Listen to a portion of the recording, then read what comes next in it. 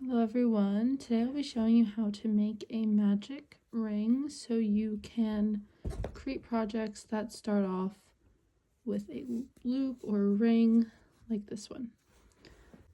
So I like to start off my magic rings by putting the tail in front of my fingers like this and wrapping around once and then wrapping it around twice.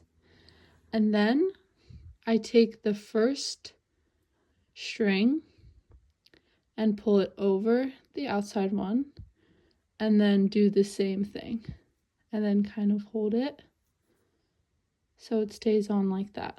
So now you've created a knot where you can still pull the tail to tighten it, but it's a bit different than a slip knot. Okay, so I'm going to go over that again.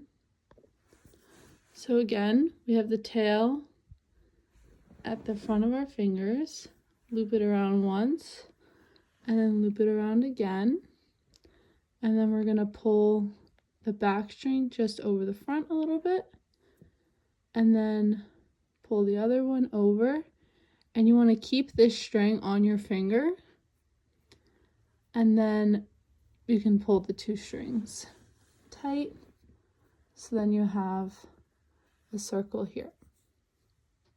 Now that we have the circle, you're going to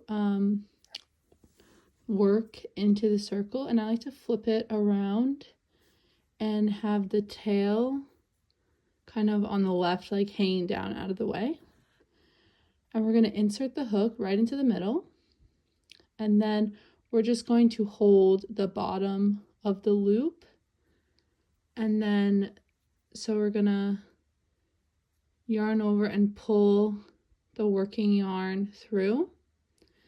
And you want to keep this tight to the knot that we just made. And then you can just chain one or chain two, whatever your pattern calls for. And then you're just going to work into the center.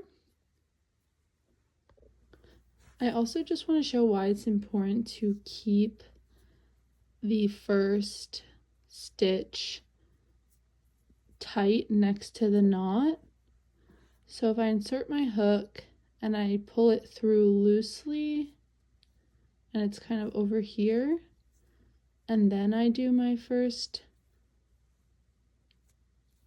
chains, so this area that's right here, this can't be tightened again with the tail, and it could end up being a bit awkward, especially if you're working around this way. So it's important to keep that first stitch very tight next to the knot. So you can see my stitches right here and my knot is right there. So I'm just going to show you that again. We're holding the bottom of the loop, insert our hook in the middle, and pull the working yarn through, and then you can just chain one to secure it. And then, so for my pattern, I'm doing double crochets into the center, so I'm going to just chain two. And then you just would work into the center with your stitch. So I'm doing a double crochet, so I yarned over, put it through the center, and do a double crochet. Can feel a bit flimsy at first.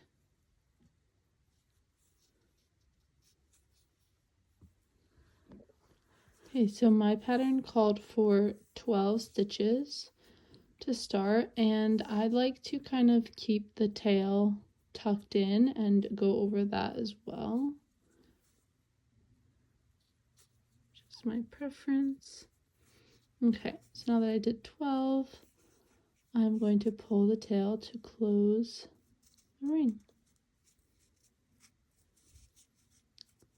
So there you have the magic ring. And you might need to keep pulling it and adjust as you continue with your pattern. Just going to close this off.